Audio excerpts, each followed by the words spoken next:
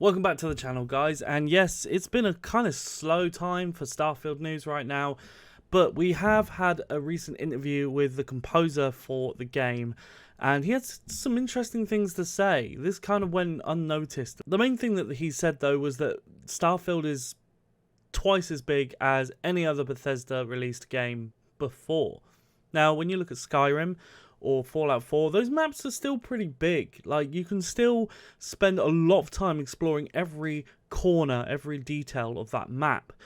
So we know that there's 1,000 planets coming to this game, which does worry a lot of people. You know, how much of this is just going to be procedurally generated, like No Man's Sky or Minecraft, compared to how much is actually, you know, kind of handcrafted.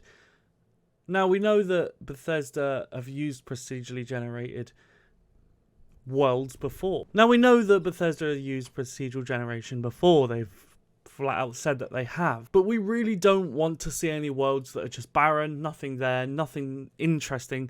Those planets might as well not exist. Like, what is the point in that apart from base building? Which I think a lot of us would rather do on a more populated planet anyway, for resources and for trading or whatever's going to be done. I like the idea of replayability, but there has to be things to replay it for. I don't want to just visit 1,000 planets just because. I want a reason to go to each planet. I want a reason to be interested in that particular planet. So I'm really hoping that there is more than just procedurally generated empty planets and a bunch of fetch quests on these planets. I want some interesting stories. I want some interesting reasons to go to each one. Because we know, right, there's going to be an achievement to go to all 1,000 planets. We also got some information on the Starfield Constellation faction, which is quite interesting. This came from PC Games. They're seemingly the main party when it comes to various factions within the brand new game, being kind of drip-fed information about it. Todd Howard describes the Constellation as the last group of space explorers. Kind of like NASA meets Indiana Jones meets the League of Extraordinary Gentlemen, which is quite an interesting description.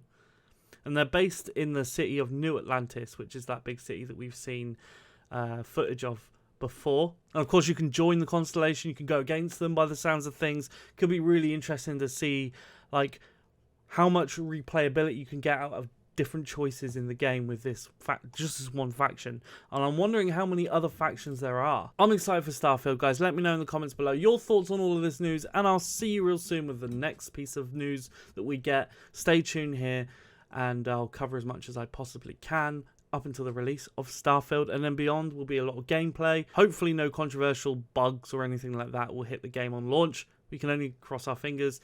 It is Bethesda. Keep your expectations where they should be, guys. With that being said, I'll see you with the next one. Happy gaming.